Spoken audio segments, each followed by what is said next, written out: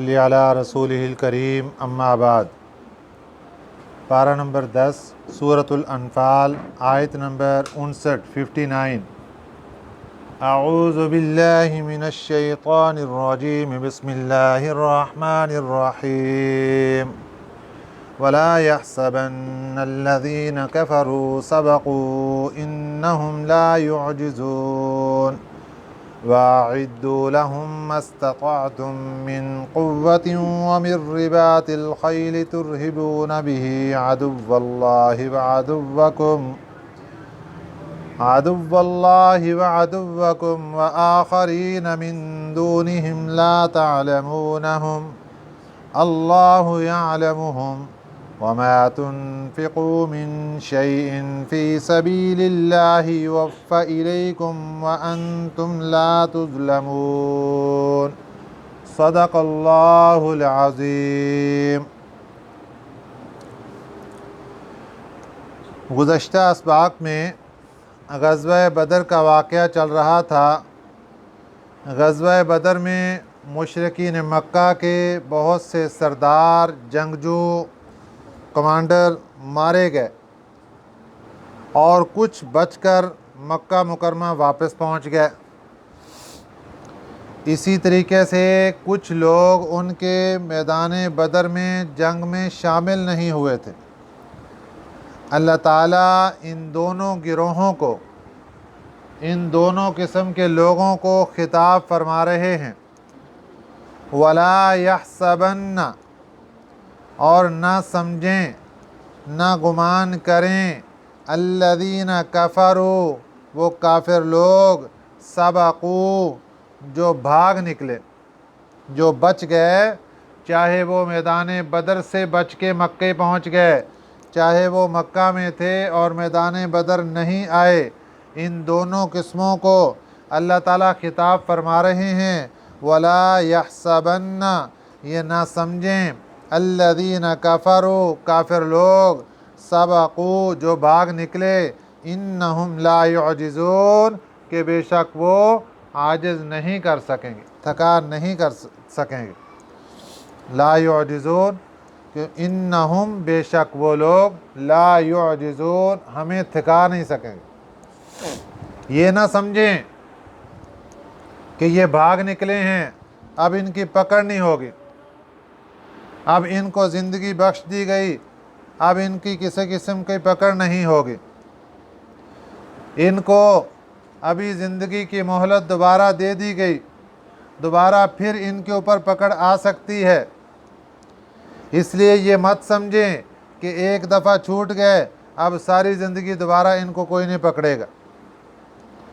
اور دوسری طرف اللہ تعالیٰ مسلمانوں کو حکم ارشاد فرما رہے وَأَعِدُّوا لَهُم، تم تیاری رکھو ان کے مقابلے میں، مَا اسْتَطَعْتُم، جتنی تمہارے اندر استطاعت ہو، من قوتٍ، قوت کے اعتبار سے بھی تیاری رکھو، طاقت، جسمانی طاقت کے اعتبار سے تیاری رکھو، مال کے اعتبار سے تیاری رکھو، دشمن کے مقابلے میں ہر قسم کی تیاری رکھو۔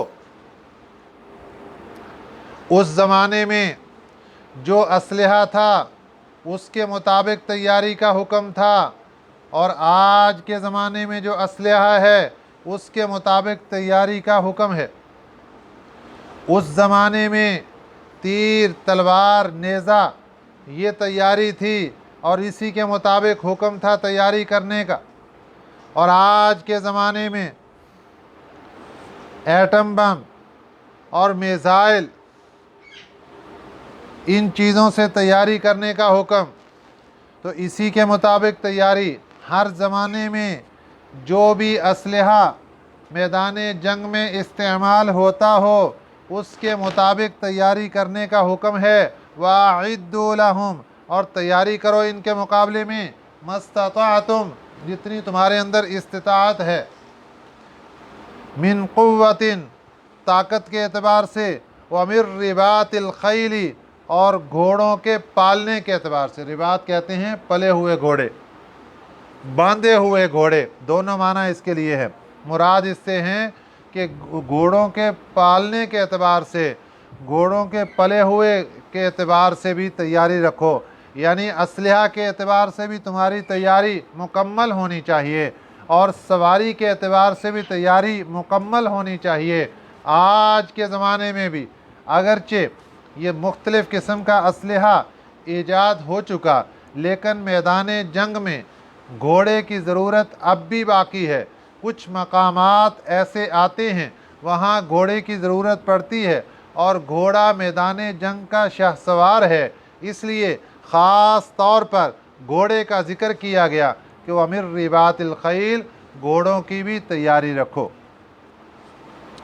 اپنی جسمانی طاقت اور سواری کی طاقت ہر قسم کی تیاری رکھو۔ فائدہ کیا ہوگا؟ ترہبون بہ، روب پڑ جائے گا اس کے ذریعے سے، عدو اللہ، اللہ کے دشمنوں پر، وعدوکم، اور تمہارے دشمن پر۔ جو اللہ کا دشمن ہے اس پر بھی اس سے روب پڑے گا، اور جو تمہارا دشمن ہے اس پر بھی روب پڑے گا۔ وآخرین، اور دوسرے وہ دشمن، من دونہم، جو ان کے علاوہ ہیں، ان پر بھی روب پڑے گا۔ وہ کون سے دشمن؟ لا تعلمونہم، تم ابھی ان کو جانتے نہیں ہو، لیکن اللہ یعلمہم، اللہ ان کو جانتا ہے۔ اس زمانے میں وہ دشمن تھے، اس وقت کی سپر پاور روم اور فارس، کیسر و کسریٰ۔ اللہ تعالیٰ ان کی طرف اشارہ فرما رہے ہیں کہ کچھ دشمن تو تمہارے سامنے ہیں اور کچھ دشمن تم سے دور ہیں۔ ہر قسم کے دشمن کے مقابلے کے لیے تیاری رکھو۔ جب تیاری کرو گے، جو سامنے دشمن ہیں ان پر بھی روب پڑے گا، اور جو پیچھے بیک پر دشمن ہیں ان پر بھی روب پڑے گا۔ وَمَا تُنْفِقُوا مِنْ شَيْءٍ، اور جو بھی تم خرچ کرو گے، وَمَا تُنْفِقُوا، جو خرچ کرو گے تم، مِنْ شَيْءٍ، کچھ بھی، فِي سَبِيلِ اللَّهِ، اللہ کے راستے میں، يُوَفَّ إِلَيْكُمْ، وہ پورا پورا دے گا، الیکم، تمہیں پورا پورا ملے گا تمہیں۔ اللہ کے راستے میں خرچ کیا ہوا وہ انسان کو کئی گنا بڑھا کر دیا جاتا ہے۔ جیسا کہ صدقے کے بارے میں احادیث مبارکہ کے اندر یہ بات آتی ہے کہ صدقے کا ثواب 10 گنا سے شروع ہوتا ہے، 70 گنا، 100 گنا، 700 گنا تک صدقے کا ثواب جاتا ہے۔ لیکن جہاد کا عمل ایسا ہے، اس کے اندر پر خرچ کیا ہوا پیسہ، روپیہ، مال و دولت، اس کا ثواب 700 گنا سے شروع ہوتا ہے اور پھر آگے بڑھتا چلا جاتا ہے۔ جس قدر انسان کے عمل میں اخلاص ہوتا ہے، اس قدر اس کے عمل کے اندر ترقی ہوتی جاتی ہے اور اس کا عمل بڑھتا چلا جاتا ہے۔ اس لیے یہاں پر فرما دیا، وَمَا تُنْفِقُوا، جو بھی تم خرچ کرو گے، مِنْ شَيْءٍ، کچھ بھی، فِي سَبِيلِ اللَّهِ، اللہ کے راستے میں، يُوَفَّ إِلَيْكُمْ، وہ پورا پورا ملے گا تمہیں، الیکم، تمہیں، وَأَنْتُمْ لَا تُظْلَمُونَ، اور تم پر ظلم نہیں کیا جائے گا، یعنی تمہارا حق دبایا نہیں جائے گا۔ یہ نہیں ہوگا کہ تم نے میدان جہاد میں پیسہ تو خرچ کر دیا لیکن اس کا اجر تمہیں نہ ملے، تمہارا وہ پیسہ دبو دیا جائے، ایسا معاملہ نہیں ہوگا۔ اس کے بعد اگلی آیت مبارکہ میں میدان جنگ کا ایک اصول اللہ تعالیٰ نے بیان فرما دیا کہ دشمن ہے مسلمانوں کا، وَإِن جَنَحُوا، اور اگر وہ جھکیں، لِلسَّلْمِ، صلح کے لیے، سلم سین کے فتح کے ساتھ، اس کا معنی ہوتا ہے صلح۔ اگر وہ صلح کے لیے آمادہ ہوں، میدان جنگ ہے یا ویسے تمہارا دشمن ہے اور مختلف مقامات پر تمہاری جنگیں ان کے ساتھ ہوتی رہتی ہیں، لیکن اب وہ صلح کے لیے آمادہ ہو رہے ہیں، تو فَجْنَحْ لَهَا، تم بھی جھک جاؤ اس کے لیے۔ یہ امر اختیاری ہے، یہ وجوبی نہیں ہے کہ اگر دشمن صلح کرنا چاہتا ہے مسلمان بھی اس کے ساتھ ضرور صلح کرے، یہ ایسا معاملہ نہیں ہے، یہ امر وجوبی نہیں ہے، یہ امر اختیاری ہے، امر تخییر ہے۔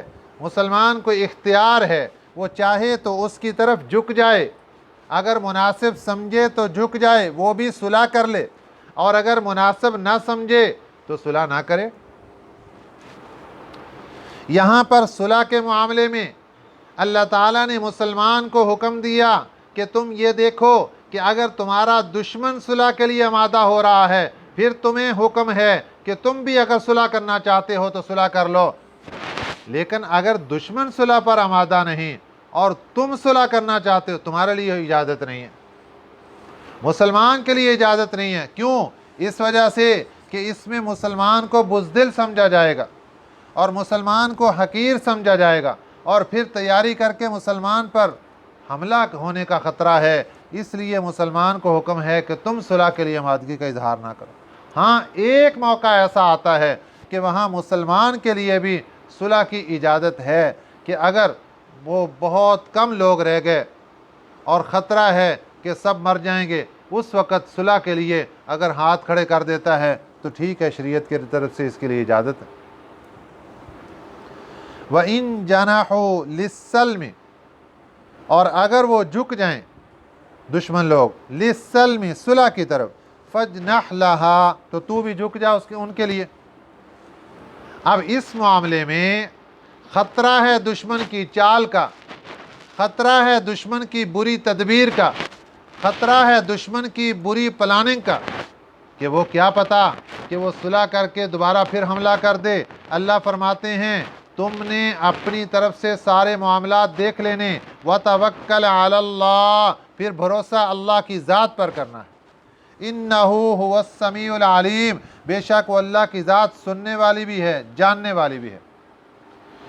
یاد رکھنا یہ حکم ہمارے نبی صلی اللہ علیہ وسلم کے لیے ہے کہ ان کے زمانے میں اللہ فرماتے ہیں میرے نبی، اگر دشمن سامنے ہے، وہ تجھ سے صلح کرنا چاہتا ہے اور تم صلح کے لیے آمادگی کا اظہار کر رہے ہو، خطرہ کوئی ہو رہا ہے، کوئی بات نہیں، اللہ پہ بھروسہ رکھ کے صلح کر لو، اللہ حامی و ناصر ہوگا۔ یہ تو نبی کا معاملہ ہے، کیونکہ نبی کا ڈائریکٹ رابطہ اللہ کی ذات کے ساتھ ہوتا ہے۔ اللہ مختلف خطروں سے اپنی نبی کو آگاہی دیتے رہتے ہیں۔ لیکن جہاں تک معاملہ نبی کے بعد باقی لوگوں کا ہے، ان کے لیے حکم یہ ہے کہ وہ اپنے معاملات کو خود دیکھیں، اور دیکھ کر پھر اگر سارے معاملات دیکھتے ہیں اور دیکھ کر کوئی فیصلہ کرتے ہیں صلح کا تو صلح کر لیں، نہیں کرنا چاہتے تو نہ کریں۔ اس کے بعد ارشاد فرمائے، اور صلح آپ صلی اللہ علیہ وسلم نے سن 6 ہجری میں مقام حدیبیہ پر آپ صلی اللہ علیہ وسلم نے صلح کی، جس کو نام صلح حدیبیہ رکھا گیا، اور اس صلح کے موقع پر ایسی شرائط رکھی گئیں جو کہ مسلمانوں کے لیے بہت ہی ناقابل برداشت تھیں، بہت تنگی والی شرائط تھیں، بہت نامناسب شرائط تھیں، جن میں مسلمانوں کی بہت ذلت تھی، لیکن اس کے باوجود آپ صلی اللہ علیہ وسلم نے وہ شرائط منظور کر لیں۔ لیکن اس میں اللہ تعالیٰ نے اتنی برکت رکھی کہ اس صلح حدیبیہ کو فتح مبین قرار دیا کہ یہ مسلمانوں کی فتح ہے۔ وجہ کیا تھی اس میں؟ حالانکہ مسلمانوں کے لیے شرطیں رکھی گئیں بہت نامناسب تھیں، بہت ایسی شرطیں تھیں جن میں مسلمانوں کا بہت نقصان تھا اور مسلمان ظاہری طور پہ بہت پریشان ہو رہے تھے، لیکن اللہ کے نبی صلی اللہ علیہ وسلم نے اللہ کے حکم کے مطابق وہ شرطیں رکھ لیں، اور ان کا فائدہ کیا ہوا؟ جس وجہ سے اللہ تعالیٰ نے فتح مبین قرار دیا کہ آج اس موقع پر جو کافر دشمن مکے کے آج تک مسلمانوں کے ساتھ لڑتے رہے، آج انہوں نے اپنے برابر کا فریق تسلیم کر لیا، مسلمانوں کو برابر کی ریاست تسلیم کر لی مسلمانوں کی۔ آج انہوں نے مسلمانوں کی پاور کو تسلیم کر لیا، مسلمانوں کی قوت کو تسلیم کر لیا ہے، اور تسلیم کرنے کے بعد وہ ایک معاہدے پر اتر آئے ہیں۔ وہ معاہدہ اگرچہ مسلمانوں کے لیے نامناسب تھا، لیکن اللہ نے اس میں پھر برکت رکھ دی، اور اس معاہدے کے بعد پھر دونوں طرف سے جب امن قائم ہو گیا کہ ہم آپس میں جنگ و جدال نہیں کریں گے، آپس میں ایک دوسرے کے ساتھ لڑائی نہیں کریں گے، وہ تو پھر بعد میں مشرکین مکہ نے جب اس معاہدے کی خلاف ورزی کر دی تو پھر اس کے بعد اس معاہدے کو توڑ دیا گیا، معاہدہ ختم ہوا، پھر آگے سن 8 ہجری میں مکہ مکرمہ فتح ہو گیا۔ لیکن صلح حدیبیہ کے موقع پر آپ صلی اللہ علیہ وسلم نے صلح کی، وَإِن جَنَحُوا لِلسَّلْمِ، اور اس صلح کی پیشکش انہی کی طرف سے تھی۔ آپ صلی اللہ علیہ وسلم تو عمرہ کی ادائیگی کے لیے گئے تھے اور پاس کوئی اسلحہ وغیرہ بھی نہیں تھا، جنگی ساز و سامان بھی نہیں تھا، لڑنے کے لیے تو گئے نہیں تھے۔ ان کی طرف سے جب صلح کا معاہدہ رکھا گیا، آپ صلی اللہ علیہ وسلم نے صلح کر لی اور اس کو معاہدہ صلح حدیبیہ کہا جاتا ہے۔ وَإِن يُرِيدُوا، اور اگر وہ چاہیں، اَن يَخْدَعُوكَ، کہ وہ دھوکہ دیں تجھے، فَإِنَّ حَسْبَكَ اللَّهُ، بس بے شک تجھے اللہ کافی ہے۔ یہ آپ صلی اللہ علیہ وسلم کے زمانے کی بات ہے کہ اگر دشمن کی طرف سے دھوکے کا خطرہ، اللہ فرماتے ہیں پریشان نہیں ہونا، ہم ان کو سنبھال لیں۔ لیکن آج کے مسلمان کے لیے حکم یہی ہے کہ وہ خود سارے معاملات دیکھیں، کیونکہ نبی کا ڈائریکٹ رابطہ اللہ کی ذات کے ساتھ ہوتا ہے اور اللہ تعالیٰ ان کو آگاہی دیتے رہتے ہیں۔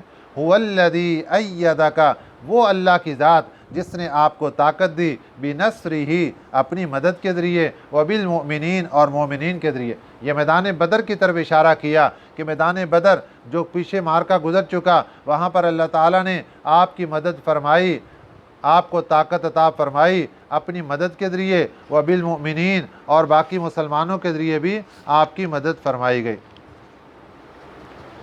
وَأَلَّفَ بَيْنَ قُلُوبِهِمْ، یہ اللہ تعالیٰ نے مدینہ طیبہ میں رہنے والے وہ انصار جو 2 قبیلے تھے، اوس اور خزرج، جن کی لڑائیاں سینکڑوں سالوں سے چلتی آ رہی تھی اور معمولی بات پر بہت بڑی بڑی لڑائیاں اور تاریخی لڑائیاں بن گئی تھیں ان کی، اللہ تعالیٰ نے ان کی طرف اشارہ فرمایا کہ وَأَلَّفَ بَيْنَ قُلُوبِهِمْ، یہ جو اوس اور خزرج کے قبیلے جو آپس میں لڑ رہے تھے، جنگ و جدال کر رہے تھے، ایک دوسرے کے خون کے پیاسے ہو گئے تھے، وَأَلَّفَ، اور محبت ڈال دی، بَيْنَ قُلُوبِهِمْ، ان کے دلوں کے درمیان، ایسی محبت ڈالی کہ لَوْ أَنفَقْتَ، اگر آپ خرچ کریں، مَا فِي الْأَرْضِ، جو کچھ زمین میں ہے، جَمِيعًا، سارے کا سارا، مَا أَلَّفْتَ بَيْنَ قُلُوبِهِمْ،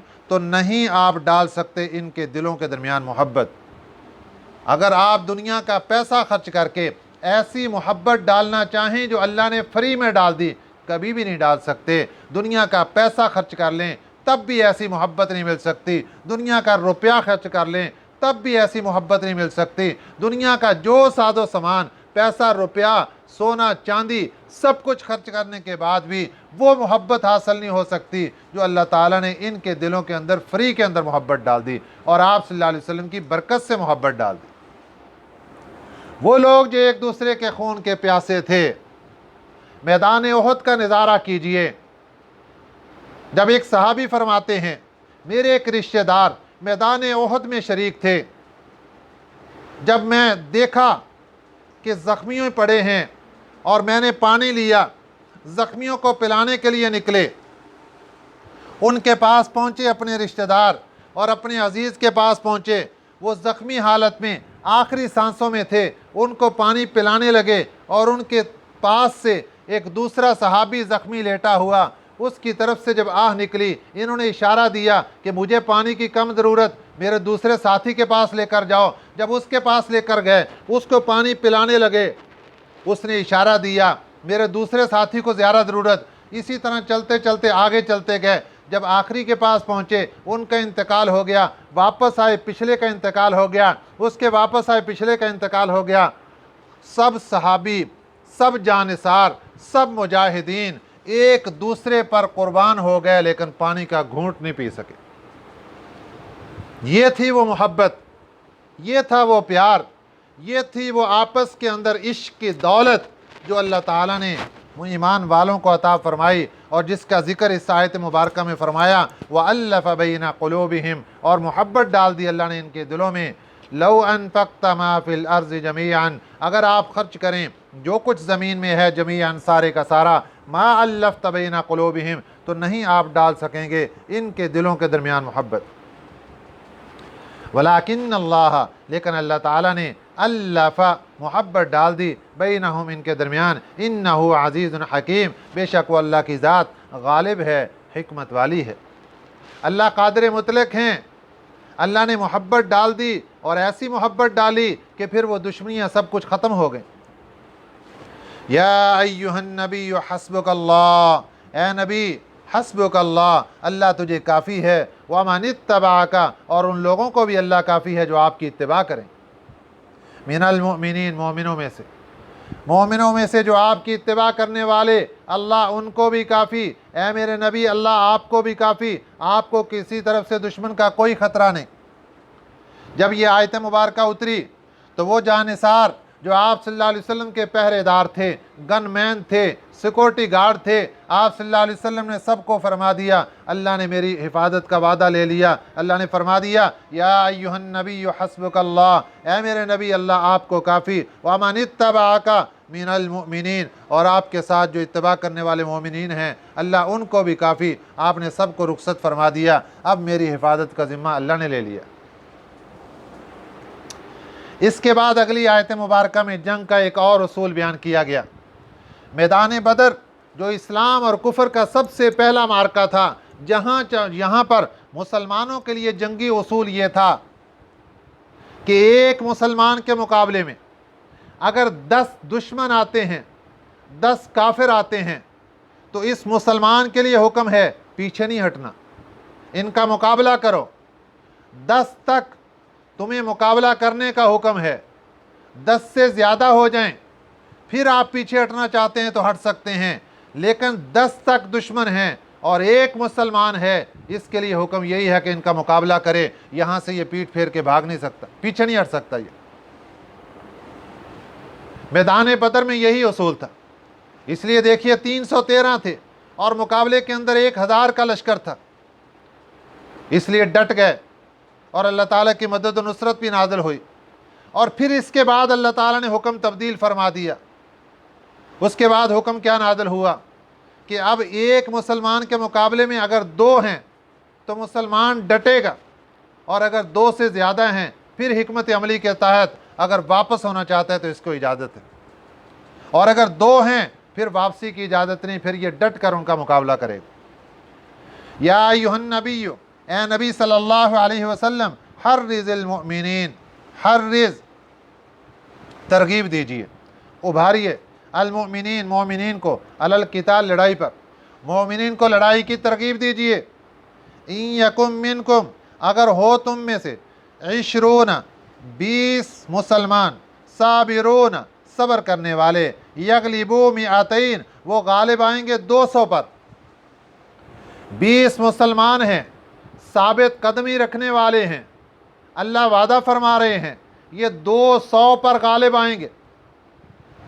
اب 20 مسلمان، 200 کافر، پر ہیڈ 10 افراد۔ وَإِن يَكُن مِّنكُمْ، دوسری مثال، وَإِن يَكُن مِّنكُمْ، اور اگر ہو تم میں سے یعنی مسلمانوں میں سے، 100 بندہ، یغلبوا، وہ غالب آئے گا، 1000 من الذین کفروا، کافروں پر۔ یہاں پر بھی پر ہیڈ 10 افراد۔ اب مقابلے کے اندر 1000 کافر ہیں، مسلمانوں کی تعداد 100 ہے، اللہ فرماتے ہیں تم ہی غالب آؤ گے، کیوں؟ بِأَنَّهُمْ قَوْمٌ، اس وجہ سے کہ یہ جو کافر ایسی قوم ہے، لا یفقہون، جن کو کوئی سمجھ ہی نہیں ہے۔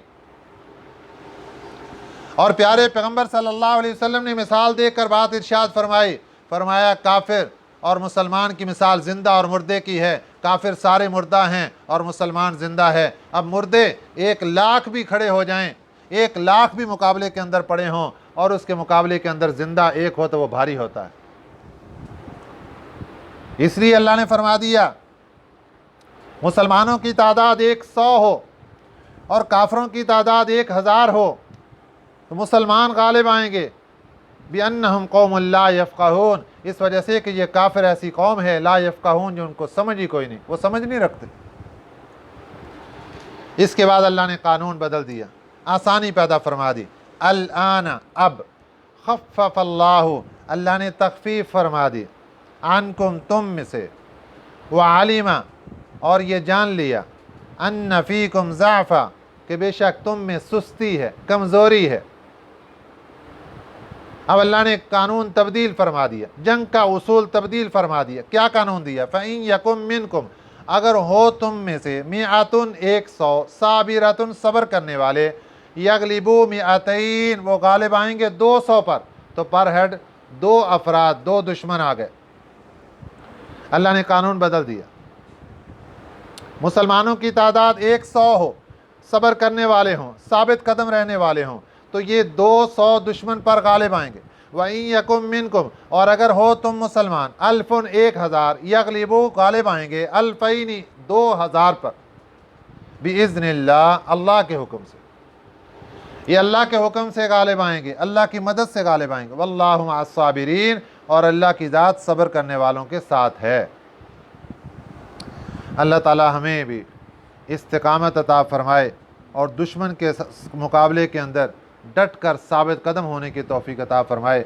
آمین۔ وما علینا الا البلاغ المبین۔ اللہم صلی علی